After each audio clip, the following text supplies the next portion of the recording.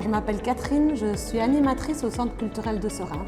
Tous les mois maintenant, depuis 2 ans, si je ne dis pas de bêtises, on accueille donc Nourrir Seraing une fois par mois. Soit c'est un petit déjeuner et alors on invite tout qui veut venir s'impliquer dans l'alimentation durable sur Seraing.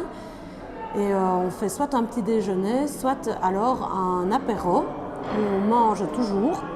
Et puis on papote et on partage beaucoup de choses après. Au tout début, la ceinture alimentaire voulait s'implanter sur Seraing et créer le premier Nourrir Seraing. Et donc, assez naturellement, en fait, ils sont venus nous trouver, le centre culturel, parce que on a une infrastructure quand même très importante et on a aussi une équipe quand même aussi importante.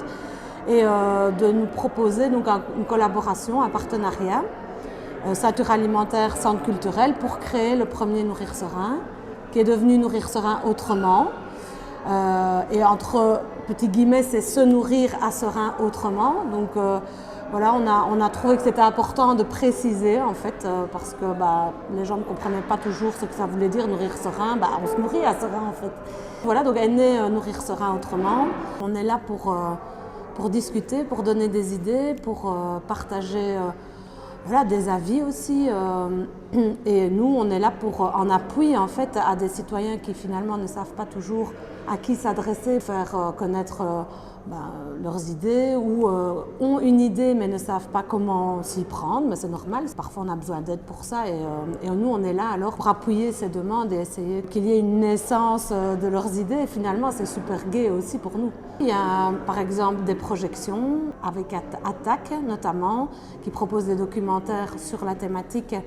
Et donc nous, on est là aussi pour trouver des idées pour vraiment que ça rencontre un public. C'est quand même des choses parfois assez pointues où on doit trouver justement le public adéquat. Et donc on a fait une formule, ciné-repas par exemple. Le public vient manger, puis vient assister à la projection. Il y a un débat après. Et c'est vraiment encore toute cette notion de partage d'idées, de partage d'expériences qui est super importante à nos yeux.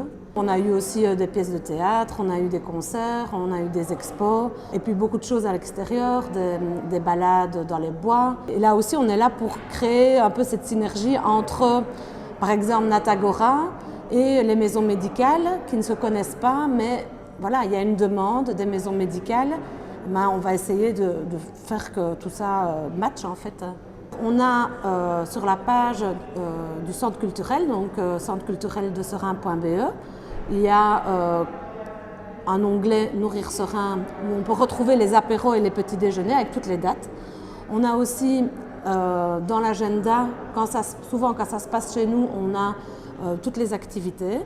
Et puis là où on peut vraiment tout retrouver, c'est vraiment sur le Facebook de Nourrir Seraing autrement, où là même il y a des petits rappels, des publications, des petites vidéos sympas et qui donnent envie en tout cas. Et donc là c'est vraiment là qu'on centralise vraiment tout. Merci à toi.